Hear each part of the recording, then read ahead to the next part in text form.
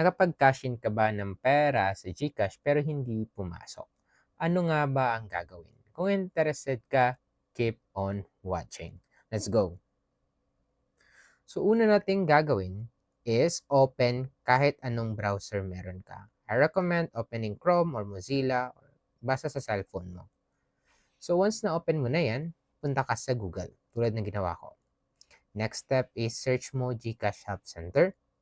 Katapos may makikita ka GCash Help Center sa baba. Pindutin mo lang yan. Tapos mapupunta ka dito. Next step natin is to scroll down hanggang makita mo ang icon na cash in. Pindutin mo lang yan. Tapos mapupunta ka dito. Kung saan may two option. Cash into your GCash account or cash in issues. Yung i-click natin po dito is yung cash in issues. So once na-click mo na yung plus sa cash in issues, mag-a-appear itong drop-down menu. So maraming problem dyan. So yung i-click lang natin is did not receive money from cash in or bank to GCash transfer. So once na pindot mo na yan, i-explain nila sa'yo kung ano yung magagawin mo. First is daw, step 1, i-check mo yung transaction status mo. If yung transaction status ng pag-send mo is failed or pending, babalik yung pera mo within 3 banking days sa source. Pero kung yung status po naman is successful, proceed tayo sa step 2. Check transfer details. So, if wrong GCash number na sendan mo, most likely hindi talaga matatanggap yung pera. Or baka na-exceed yung limit. So, once ma-exceed yung limit, normally po, if magsasend ka from Maya to GCash, mag-fail po yan. Meaning, yung pera na sinend sa Maya, as a GCash galing Maya, or UB galing to GCash, magre-return yan sa source. Like, nagsend ka ng pera from BPI to GCash, 5K, then exceed na yon. So, babalik yun sa sa BPI mo yung pera. So, what if po still haven't received your money? So, hindi naman siya nag-fail, nag-success siya, tama naman yung number at hindi naman exceed. So, ano yung gagawin? So, if na-check mo na yung mga steps kanina na sinasabi ko, yung next natin gagawin is piliin mo yung option na appropriate sa'yo. So, kung over-the-counter like 7-Eleven, ETAP, PayGo, click mo yung PayGo dyan. Pero, in my case, kasi, it is PH Bank or e-wallet app. So, click mo yung PH Bank at e-wallet app. Yung drop down. So, once na pindot mo yan, makikita mo dito na there are two transfer method, InstaPay or PesoNet. So, kung InstaPay yung ginamit mo na pag-send na option at hindi mo pa rin natanggap yung pera within 2 hours, kailangan mo na mag-ticket. Pero if PesoNet and nag-send ka beyond 3 p.m., so hindi agad yan matatanggap, especially kung weekends or holiday. So, magti-takes pa yan ng 3 business days, ganun, before mag-reflect sa'yo. Yun yung pinakamatagal. So, after 3 business days, if hindi pa rin nag-reflect, mag-ticket ka na. So, paano mag-ticket? So, sa option dyan, sa baba, sa PesoNet, makikita mo tong click here to contact support right. Click mo lang yan. Then, directly mapupunta ka na dito sa pagtitikitan natin.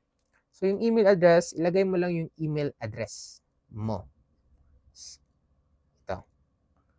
Once nalagay mo na, tulad ng ginawa ko, ilagay mo lang GCash registered full name mo. Like this. Then, select the country where you registered your GCash account. So, kung Philippine SIM ka, keep it Philippine SIM. Pero kapag hindi naman, may drop-down button dyan sa gilid. Click mo lang yan. And piliin mo kung anong country yung SIM mo na may GCash account. So, if Philippines, keep it Philippines. So, let's proceed na sa mobile number. So, sa mobile number, enter mo lang yung mobile number ng GCash na pagsendan mo ng pera or yung GCash account mo. So, once nalagay mo na, dito na tayo sa how did you cash in. So, how did you cash in? May drop-down button dyan. Click mo yan. Then, may option dyan na InstaPay, PesoNet, o link page pang account. Ito yung mga option. So, for me, InstaPay kasi yung ginamit ko, so i-click ko InstaPay. Next is select your bank. Then sa select your bank, makikita mo tong different banks na applicable. So if hindi nyo po nakita yung bank nyo, scroll down lang kayo at nakikita nyo talaga yan. So tulad ng ginawa ko, nag-scroll down ako, then nakita ko yung Maya Philippines. So click mo yung Maya Philippines. So once na-click mo na yung Maya Philippines, magre-reflect na yan tulad ng nakikita mo sa screen. Ang next step natin is ilagay natin yung date of transaction. So kailan mo na-send yung pera? So, ayun, mag-appear yung calendar. Piliin mo lang when mo na-send. So, for me, it's April 23, 2026. So, ayun. Ang tanong po is, saan po makikita yung reference ID or InstaPay ref? So, as you can see sa GCash reference number, transaction ID, kakopy mo siya sa resibo. Kita mo yung reference ID dyan sa taas, yan yung isusulat mo.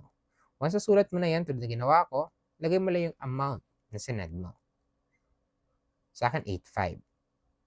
So, after mo ma-send, check mo lang yung box na empty, tulad na ginawa ko. Then, share mo yung info kung bakit o ano yung nangyari.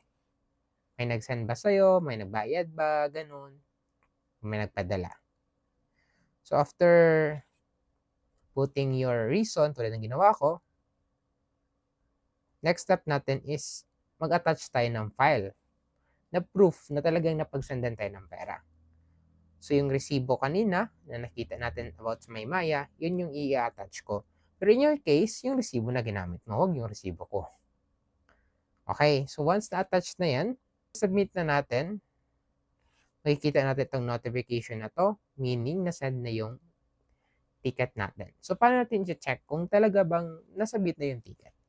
So, first is open natin ulit yung GCash account natin, click profile, then scroll down, then click help. Then may arrow yan sa gilid, click mo yan.